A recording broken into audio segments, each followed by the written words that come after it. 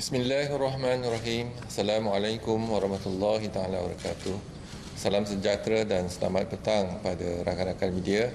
Berdiri sebaris dengan saya lah Datuk Dr. Rohaizat dan Dr. Hisham Shah. Kementerian Kesihatan Malaysia ingin memaklumkan bahawa terdapat 100 kes yang telah pulih dan dibenarkan discharge pada hari ini. Ini menjadikan jumlah kumulatif kes yang telah pulih sepenuhnya daripada jangkitan Covid-19 dan telah discharge pada ward adalah sebanyak 3,862 kes, iaitu bersamaan dengan 66.8% pada jumlah keseluruhan kes. Sehingga 26 April 2020 jam 12 tengah hari, terdapat 38 kes baru yang telah dilaporkan. Ini menjadikan jumlah kes positif COVID-19 di Malaysia adalah sebanyak 5,780 kes. Oleh itu, jumlah kes aktif dengan kebolehjangkitan COVID-19 adalah 1,820 kes dan mereka telah diasingkan dan diberi rawatan di hospital. Sehingga kini, seramai 36 kes positif COVID-19 sedang dirawat di unit rawatan rapi. Dan daripada jumlah tersebut, 15 kes memerlukan bantuan pernafasan. Daripada maklumat terkini yang dilaporkan kepada CPRC Kebangsaan, dimaklumkan bahawa tiada pertambahan kes kematian berkaitan dengan COVID-19 hari ini. Justru jumlah kumulatif kes kematian COVID-19 di Malaysia adalah kekal sebanyak 98 kes, iaitu bersamaan dengan 1.7% daripada jumlah keseluruhan kes. Seperti dimaklumkan sebelum ini, Kementerian Kesihatan Malaysia telah mempergiatkan aktiviti pengesanan, penyaringan, ujian, pengasingan serta rawatan terutama kepada kumpulan sasar yang berisiko tinggi dengan pendekatan tertumpu, iaitu targeted approach. Ini telah dijalankan dengan kerjasama pelbagai agensi kerajaan dan bukan kerajaan. Antara aktiviti-aktiviti pendekatan tertumpu yang dijalankan bagi menghentikan penularan jangkitan COVID-19 adalah seperti perintah kawalan pergerakan diperketatkan di kawasan-kawasan yang berisiko tinggi, aktiviti pengesanan di madrasah ataupun sekolah tahfiz dan stesen kuarantin khususnya bagi rakyat Malaysia yang pulang dari luar negara. Setakat ini, hasil daripada aktiviti pendekatan tertumpu yang dijalankan, Kementerian Kesihatan Malaysia telah berjaya mengesan lebih banyak kes positif COVID-19. Sehingga 26 April 2020 jam 12 tengah hari, bagi aktiviti perintah kawalan pergerakan diperketatkan di dalam kawasan PKPD, setakat ini 638 kes didapati positif COVID-19, iaitu bersamaan dengan 2.97%. Didapati bahawa daripada jumlah COVID-19 seramai 388 kes, iaitu bersamaan dengan 61% adalah bukan warga negara Malaysia dan baki 250, iaitu bersamaan dengan 39% pula adalah warga negara Malaysia. Perintah kawalan pergerakan yang diperketatkan yang mempunyai kes-kes baru pada hari ini adalah Menara City One Plaza, ada pertambahan 1 kes baru, menjadikan jumlah kes sebanyak 52 kes. Malayan Mansion ada pertambahan 5 kes baru, menjadikan jumlah kes sebanyak 12 kes. Dan Pusat Bandar Utara serta sekitar Pasar Borong Kuala Lumpur ada pertambahan 9 kes baru, menjadikan jumlah kes sebanyak 55 kes. Bagi aktiviti tertumpu di 230 madrasah atau sekolah tahfiz pula, sehingga 25 April 2020 didapati 6,229 orang pelajar, guru dan kaki tangan telah menjalani ujian COVID-19. Seramai 341 orang didapati positif COVID-19, iaitu bersamaan dengan 5.47%. Manakala di stesen kuarantin yang menempatkan penggembara warga negara Malaysia yang balik dari luar negara sehingga 24 April 2020, 5 petang didapati seramai 12,6 670 orang telah menjalani ujian COVID-19.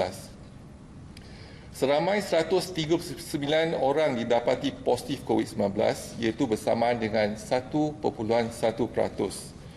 Daripada jumlah positif COVID-19 tersebut, negara yang telah dilawati adalah 99 kes melawat Indonesia, 14 kes melawat United Kingdom, 13 kes telah ke Singapura, 5 kes melawat Turki, 3 kes melawat Belanda, 2 kes melawat Amerika Syarikat dan 1 kes masing-masing melawat Thailand, Perancis dan Bangladesh. Ini menunjukkan bahawa aktiviti-aktiviti pendekatan tertumpu yang diambil oleh kerajaan setakat ini telah menunjukkan hasil yang diharapkan. Ini diharapkan dapat mengekang penularan COVID-19 di kalangan kumpulan yang berisiko tinggi dalam komuniti kita. Kementerian Kesihatan akan memantau kejadian jangkitan ini dan orang ramai dinasihatkan untuk terus duduk di rumah, sentiasa mengamalkan kebersihan diri yang tinggi seperti kerap membasuh tangan, menggunakan air dan sabun dan mengamalkan social distancing ataupun penjarakan sosial yang selamat sekurang-kurangnya 1 meter di antara satu sama lain.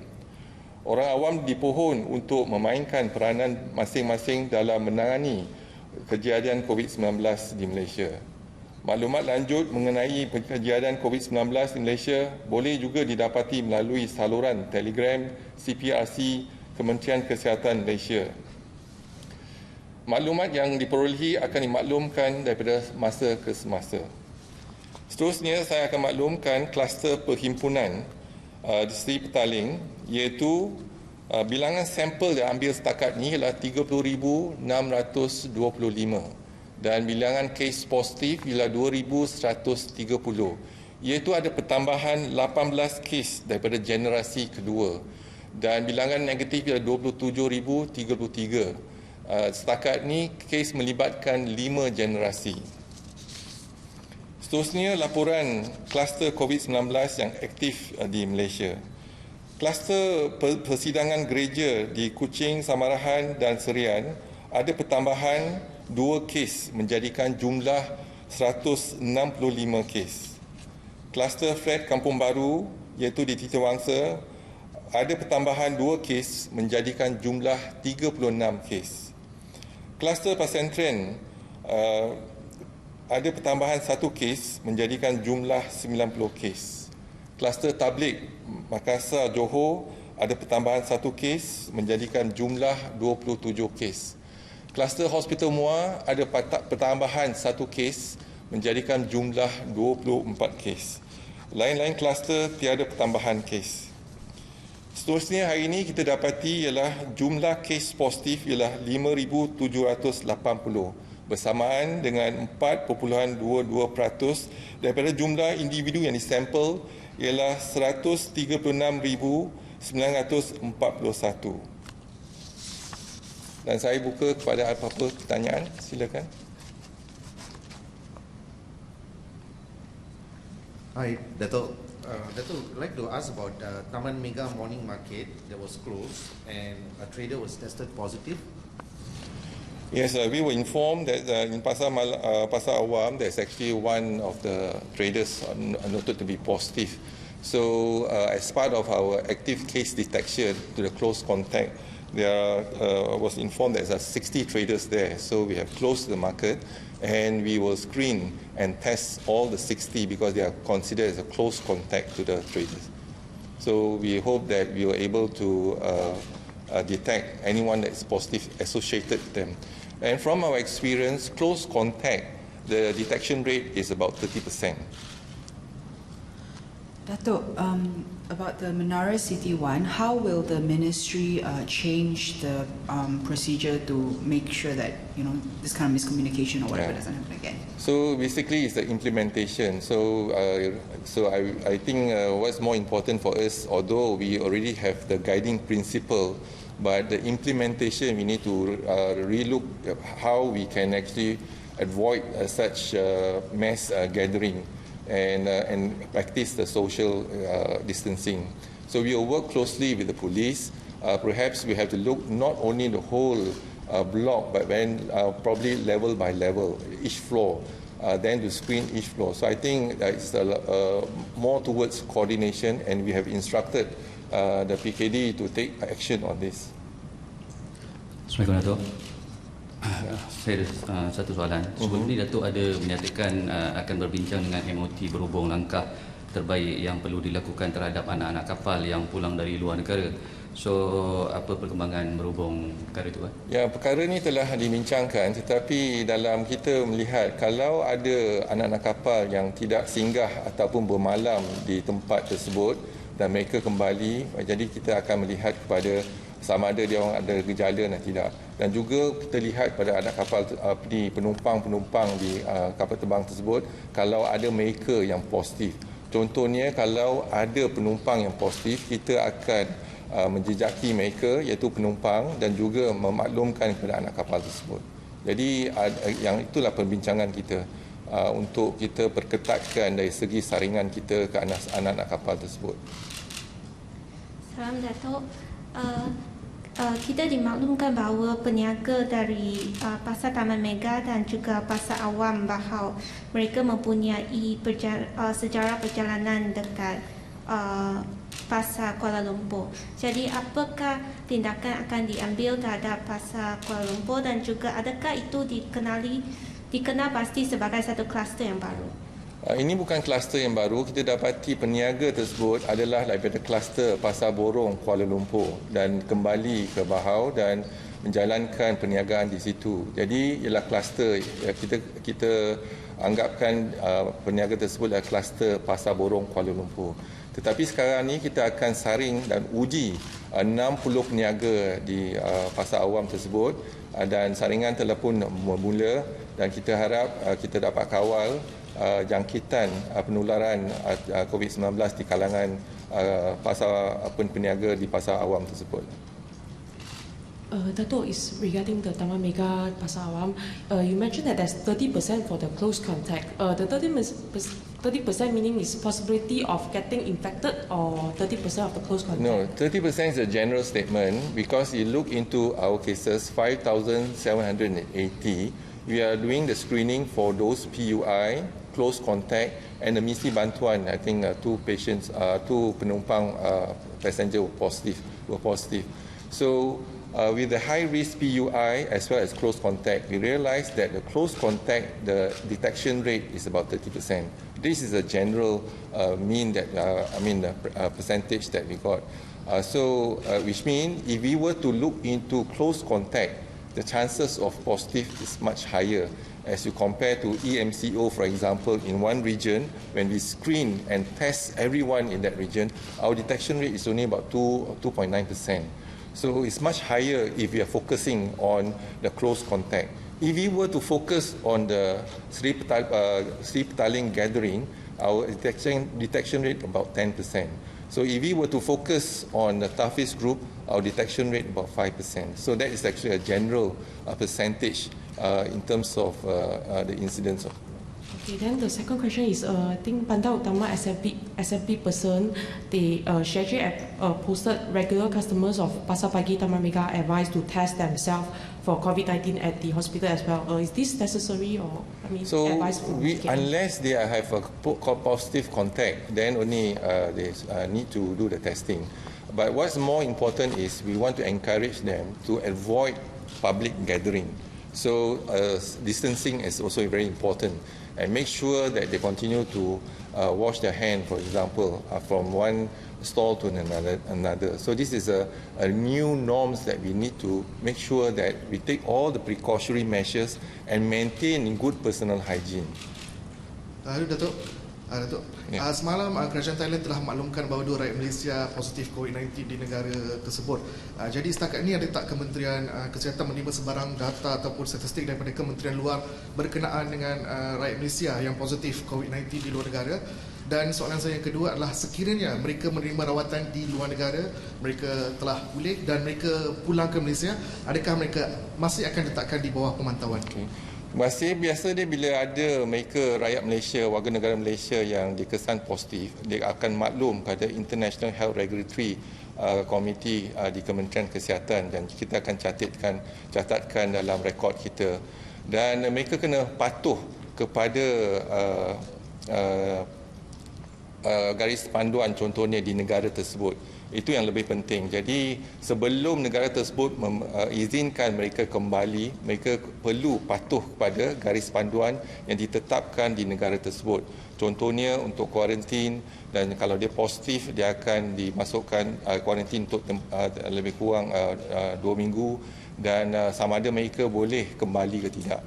Dan mereka akan maklum kepada kita kalau kes-kes tersebut akan pulang ke tanah air. Datuk, one more. Semalam WHO telah mengeluarkan kenyataan bahawa setakat ini tiada bukti menunjukkan pesakit yang sudah pulih daripada Covid-19 dan mempunyai antibodi dilindungi untuk jangkitan kali kedua. Komen sikit, Datuk. So memang betul, kita pun sedia maklum bahawa walaupun kita ada respon antibodi, iaitu pesakit-pesakit Covid-19 yang dijangkiti ada respon antibodi. Contohnya hari ke-5, hari ke-6 akan respon antibodi ialah IgM dan diikuti dengan IgG. Tetapi IgM dan IgG tersebut tak melindungi mereka untuk mendapatkan jangkitan kedua. Itu tak ada bukti menunjukkan mereka dilindungi selepas jangkitan pertama. Jadi isu dia adalah reinfection tu besar kemungkinan boleh dijangkiti. Oleh itu, semua pesakit-pesakit kita, sebelum kita benarkan mereka pulang, kita perlu memberi kaunseling kepada mereka untuk melindungi mereka daripada dijangkiti semula. Jadi itu penting. Kalau kita lihat, kalau antibodi tidak melindungi untuk jangkitan kedua, maksudnya walaupun mereka yang telah dijangkiti, contohnya 5,780 orang dijangkiti dan mereka yang telah discharge 3,862 dan telah discharge, ada antibodi, tetapi antibodi tersebut tak cukup untuk melindungi mereka daripada jangkitan kedua. Tapi setakat ini kita tak ada kes jangkitan kedua lagi, tetapi apa yang pasti antibodi tersebut tak berkemampuan untuk melindungi mereka sekarang ni. Jadi mereka masih perlu untuk mengambil langkah-langkah pencegahan dan menjaga kebersihan untuk mengelakkan daripada jangkitan kali kedua.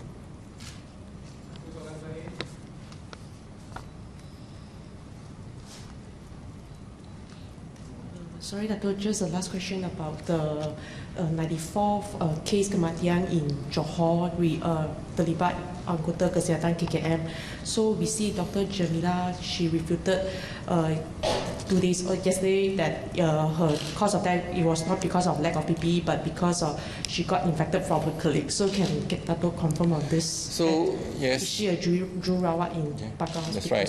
So if you look into our census healthcare workers that are infected with COVID-19, almost 80% of them got the infection from the community, from the wedding functions and etc. And when they come back to the hospital, for example, Hospital Teluk Intan, for example, so then they infect the healthcare workers, other healthcare workers. Not that they are working in a COVID ward or even in COVID, treating COVID patient in ICU.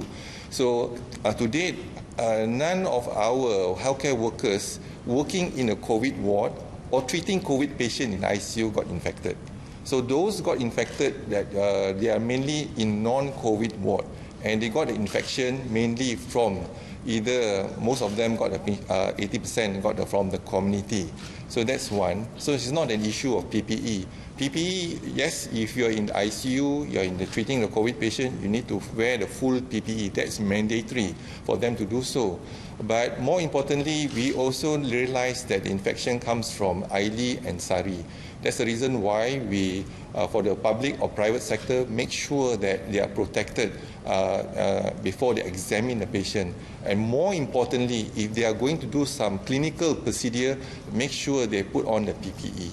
So this is the advisory that we have got. We have actually make sure that our staff and in public sector as well as private sector put on the PPE if they want to do clinical examination in terms of procedure, or if they are seeing a ILI or SARI patient, at least put on a mask. So this is something that we we know that infection will occur, but more importantly is to take all the precautionary measures. Okay, terima kasih. Sekian, wassalamualaikum warahmatullahi wabarakatuh.